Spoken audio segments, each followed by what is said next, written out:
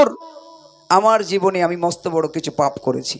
আইয়ামে জাহিলিয়াতের যুগে আপনি আসার আগে নারীদের কোনো সম্মান ছিল না, নারীরা ছিল খেলনার পুতুল। নারীরা হাটে বাজারে যেমন ঝাল পেঁয়াজ আদা রসুন বিক্রি হয়, ঠিক নারীরা মোড়ে মোড়ে বিক্রি হতো। তৎকালীন জামানায় মোড়ে মোড়ে বিক্রি হতো, যার যেমন পয়সা কিনে নিয়ে যেত, আবার ব্যবহার করতো, আবার সেও বিক্রি করে দিত। দাসী ব্যবস্থা ছিল। আল্লাহ রসুল এসে বললেন মায়ের পায়ের তলায় সন্তানের বেহেশ। সেদিন থেকে নারীর মর্যাদা বেড়ে গেল। একবার জোরে বলুন সুবহানাল্লাহ। আল্লাহ রসুলের কাছে সেই সাহাবা এসে বলেন, ইয়া রাসূলুল্লাহ, আমার জীবনে যে পাপগুলো করেছি আপনি একটু বলে দেন, আমি মাপ কেমন করে পাবো? নবী বলেন, কি পাপ করেছো তুমি বলো? তুবু ইলাল্লাহি তাওবাতান নাসুহা, তুমি খাস দিলে তওবা করো। সেই সাহাবা বলেন, ইয়া রাসূলুল্লাহ, আমি যে পাপ করেছি তওবা করলে মাফ হবে না। কি পাপ করেছো? বলে, ইয়া রাসূলুল্লাহ, আমার একটা ছোট্ট বাচ্চা মেয়ে ছিল, যে মেয়েটাকে আমি নিজে হাতে করে জীবন্ত কবর দিয়েছিলাম। আমি যখন কবর দিচ্ছিলাম তাকে, আমার সেই ছোট্ট বাচ্চা মেয়েটা ঝরঝর করে কাঁদছিল আর বলছিল, আব্বু তুমি আমাকে মেরো না, আমার মায়ের কাছে ফিরে যেতে দাও।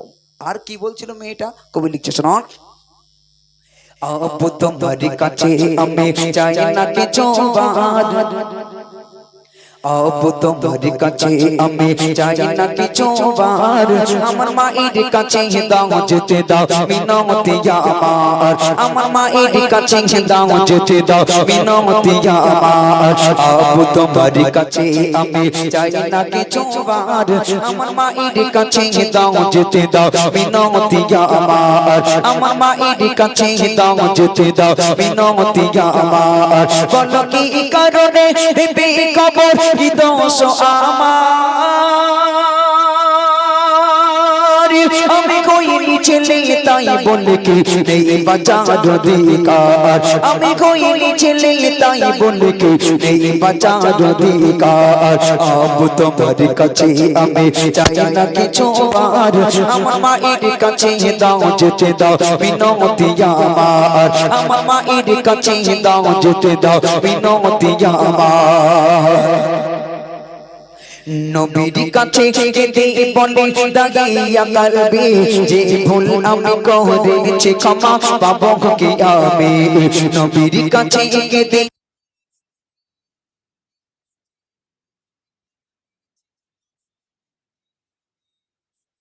আমার মায়ের কাছে দাও যেতে দাও মিনতি আমার। ইয়া রাসূলুল্লাহ, ইয়া হাবিবাল্লাহ, হুজুর আমি দাহিয়া কালবি বিয়ে করলাম, খুব সুন্দরী বউ হলো আমার। আমার স্ত্রী যখন প্রেগনেন্ট হলো, আমার স্ত্রী যখন অন্তঃসত্ত্বা হলো, আমার স্ত্রীকে আমি বাড়িতে রেখে বিদেশে কাজ করতে চলে গেলাম, টাকার জন্য চলে গেলাম।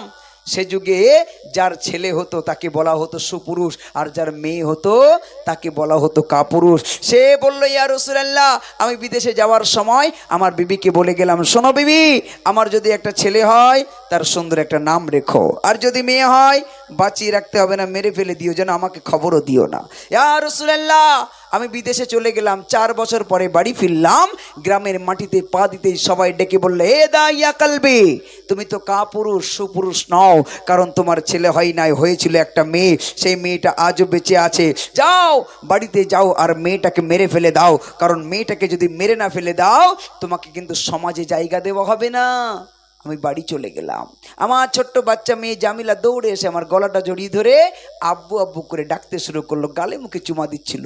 আমি ভাবছিলাম, আমার ভালো লাগছিল না, ভাবছিলাম মেয়েটাকে মেরে ফেলবো কেমন করে, কারণ মেয়েটাকে না মারলে সমাজ জায়গা দেবে না, কি করা যায়, মেয়েটাকে মেরে ফেলবো কেমন করে। হঠাৎ আমার মাথায় একটা বুদ্ধি এলো। কি বুদ্ধি? কবি ছন্দের মাধ্যমে কি লিখছে শোনো, আমি কি করি গাই ভেবে না পাই একে কেমনে মারা যায়, বলি চলো সোনা আজকে তোমার মামার বাড়ি যাই, আমি কি করি গাই কি করি গাই ভেবে না পাই একে কেমনে মারা যায়, বলি চলো সোনা আজকে তোমার মামার বাড়ি যাই, বলি চলো সোনা আজকে তোমার মামার বাড়ি যাই, বলি চলো সোনা আজকে তোমার মামার বাড়ি যাই। নূতন জামা পরে মেয়ের খুশির সীমা নাই, নূতন জামা পরে মেয়ের খুশির সীমা নাই, সে মরুভূমির উপর দিকে খুশিতে দৌড়ায়, সে মরুভূমির উপর দিকে খুশিতে দৌড়ায়, সে কিছু পরে পানির তরে করে হাহাকার, সুযোগ বুঝে ভাবলাম আমি কবর খড়িবার, ওই সুযোগ বুঝে ভাবলাম আমি কবর খড়িবার। আবু তোমার কাছে আমি চাই না কিছু বার, আমার মায়ের কাছে দাও যেতে দাও মিনতি আমার, আমার মায়ের কাছে দাও যেতে দাও মিনতি আমার। আমি আমার মেয়েটাকে বললাম, মা চলো তোমার মামার বাড়ি থেকে ঘুরে আসি। আমার ছোট্ট বাচ্চা মেয়েটা নূতন জামা পরে রেডি হয়ে মরুভূমির বালির উপর দিয়ে দৌড়াতে শুরু করলো, গরম উত্তপ্ত বালি। কিছু দূর যাবার পরে আমার মেয়েটা থমকে দাঁড়িয়ে গিয়ে বললো, আব্বু আর চলতে পারি না, পানির পিপাসায় বুকটা ফেটে যায়, একটু পানি পান করাও। বললে, মেয়ে এটা তো মরুভূমি, এখানে কুয়া ছাড়া তো পানি পাওয়া যায় না, যেখানে সেখানে তো পানি পাওয়া যায় না, দেখি একটু গর্ত করে তোমার জন্য পানি পাওয়া যায় কিনা। আমি গর্ত করছিলাম, আমার মেয়েটা ভাবছিল আমার পানি পান করানোর জন্য মনে হয় গর্ত করছি আমার আব্বু। তাই আমার মেয়েটা কাছে দৌড়ে এসে ধুলাবালিগুলো আমার গা থেকে ঝেড়ে ঝেড়ে ফেলে দিচ্ছিল, আর আমার ঘামগুলো মুছে দিচ্ছিল, আর বলছিল, আব্বু আমি অনেক দিন পরে তোমাকে পেয়েছি, আমি তোমার কষ্ট সহ্য করতে পারছি না, চলো আমি মামার বাড়ি গিয়ে পানি খাবো, আমি তোমার কাছে তোমার কষ্ট আমি সহ্য করতে পারছি না, আমি পানি খেতে চাই না। কিন্তু আমি তার কোনো কথা শুনলাম না, আমি কবর খুঁড়তে শুরু করলাম। কবর খোঁড়া কমপ্লিট হয়ে গেল, আমার সেই সাদা সিধা আমার ভালা ভালা সেই মেয়েটার তার ভিতরে নামিয়ে দিলাম, দিয়ে বললাম, যাও এর ভিতরে পানি পেয়ে যাবে। মেয়েটা ফ্যাল ফ্যাল করে চেয়ে বলল, আব্বু এখানে তো বালি আর বালি, পানি তো নাই, পানি কই? আমি সঙ্গে সঙ্গে কি করলাম, কবি লিখছে শোনন। পানি খুঁজতে মেয়ে যখন ওই নামল কবরে, আমি উপর থেকে বালি ঢেলে দিলাম কবরে। পানি খুঁজতে মেয়ে যখন ওই নামল কবরে, আমি উপর থেকে বালি ঢেলে দিলাম কবরে। পানি খুঁজতে মেয়ে যখন ওই নামল কবরে, আমি উপর থেকে বালি ঢেলে দিলাম কবরে।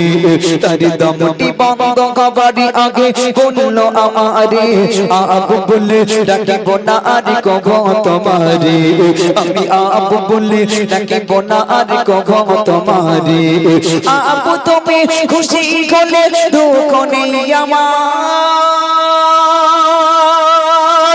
শুধু একটি বারের জন্য মাকে দেখিতে দাও আমায়, শুধু একটি বারের জন্য মাকে দেখিতে দাও আমায়। আবু তোমার কাছে আমি চাই না কিছু বার, আমার মায়ের কাছে দাও যেতে দাও মিনতি আমার, আমার মায়ের কাছে দাও যেতে দাও মিনতি আমার, আমার মায়ের কাছে দাও যেতে দাও মিনতি আমার। আমি উপর থেকে বালি ফেলতে ফেলতে যখন তার কোমর পর্যন্ত ডেকে দিলাম, আমার মেয়েটা ডাক দিয়ে বলল, আব্বু তুমি আমাকে মেরো না, আমার মায়ের কাছে ফিরে যেতে দাও। তার কোনো কথা শুনলাম না, যখন কোমর গলা পর্যন্ত ডেকে দিলাম, আমার মেয়েটা এবার চিৎকার দিয়ে বলল, আব্বু তুমি যদি আমাকে মেরে ফেলে দিয়ে খুশি হও, তোমার খুশির জন্য আমার জীবনটা দিতে পারি হাসতে হাসতে, আব্বু তুমি আমাকে মেরে ফেলে দাও, কিন্তু মরার আগে জীবনের শেষ বারের মতো আমার মায়ের সোনার চাঁদ মুখখানা একবার দেখতে দাও।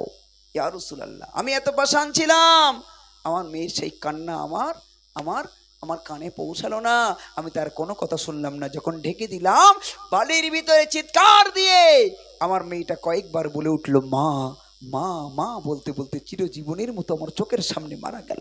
ইয়া রাসূলুল্লাহ, আমি তখন বেদুইন মুশরিক ছিলাম, মুসলিম ছিলাম না। ইয়া রাসূলুল্লাহ, যখন আপনার ইসলাম কবুল করলাম মনে হলো যে আমি ভুল করেছিলাম।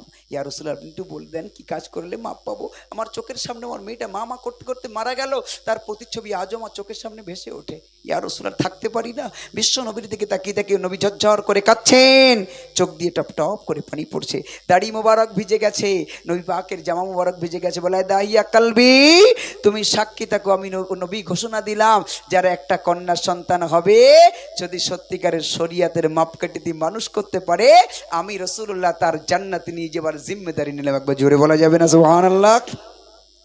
আর যার 3টি কন্যা সন্তান হবে, নবী বললেন সে যদি সত্যিকারের শরিয়াতের মাপকাঠিতে মেয়েটাকে মানুষ, সেই মেয়েগুলোকে মানুষের মতো মানুষ করতে পারে, আমি রাসূলুল্লাহ আমার সাথে করে দলবদ্ধভাবে দয়ার জান্নাতে নিয়ে যাবে। একবার জোরে বলা যাবে না সুবহানাল্লাহ? একটু জোরে বলা যাবে না সুবহানাল্লাহ? এই জন্য নারীকে ভালোবাসুন, নারী হলো ভালোবাসার বস্তু, নারীকে আপন করুন, কন্যা সন্তানদেরকে ভালোবাসুন। আজ যারা কন্যা তারা কাল মা, তারা আবার কারোবা দাদি, কারোবা ফুপা, কারোবা এমন করে অনেক মানে যে রিলেশনগুলো হয় সব কিছু কিন্তু মূলে আছে কিন্তু কি নারী, নারী আর পুরুষ দুটো জাতি, এর অন্য কোনো ভিন্ন কিছু নয়। তাই শেষ কথায় প্রিয় কবি কি লিখছে শুনুন, দয়ার নবী কে বনে দাহিয়া কালবে তোমায় ক্ষমা করবে কিনা জানে আল্লাহ রাব্বি। দয়ার নবী কে বনে দাহিয়া কালবে তোমায় ক্ষমা করবে কিনা জানে আল্লাহ রাব্বি। তুমি ঈমান এনে মুসলিম হয়ে সাহাবী, তবু আমার থেকে থাকবে দূরে জানাই আরজি, তবু আমার থেকে থাকবে দূরে জানাই আরজি। বলে সাইফুদ্দিন আহমেদ নারীর করো সমাদার, এই নারী জাতি হলাম তোমার জান্নাতের রাগাবার, এই নারী জাতি হলাম তোমার জান্নাতের রাগাবার। আবু তোমার কাছে আমি চাই না কিছু বার, আমার মায়ের কাছে দাও যেতে দাও মিনতি আমার, আমার মায়ের কাছে দাও যেতে দাও মিনতি আমার, আমার মায়ের কাছে দাও যেতে দাও মিনতি আমার। একটু উচ্চ আওয়াজে তাকবীর হবে, নারী তাকবীর।